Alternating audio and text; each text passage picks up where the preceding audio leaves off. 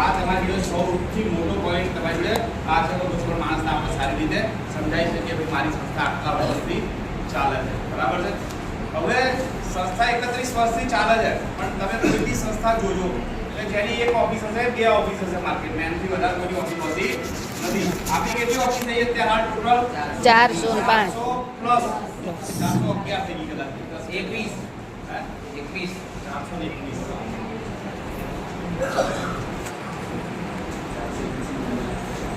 તમારી જોડે એ બહુ જ મોટો પોઈન્ટ છે કે મારી સંસ્થા ગવર્મેન્ટ અંડરટેકિંગ સંસ્થા છે, 31 વર્ષથી ચાલે છે અને મારી 400 કરતા વધારે બ્રાન્ચો છે.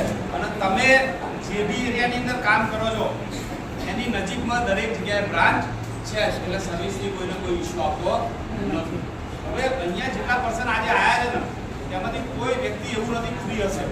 દરેક વ્યક્તિ કંઈક તો કરે જ છે. ખેતી કરું છું, પશુપાલન કરું છું, નોકરી કરું છું, ધંધો કરું છું, દરેક વ્યક્તિ કંઈનું કંઈ કરે જ છે.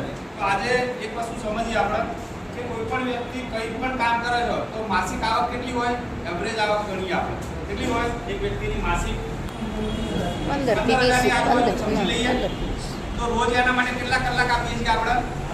8 કલાક તો કલાક આપવા પડે. મહિનાની અંદર કેટલા દિવસ નોકરી જવું પડે? 24 24 26 દિવસ તો જવું જ પડે. જો એટલા દિવસ ના ગયા તો ઇન્ટિમેશન આવી જશે.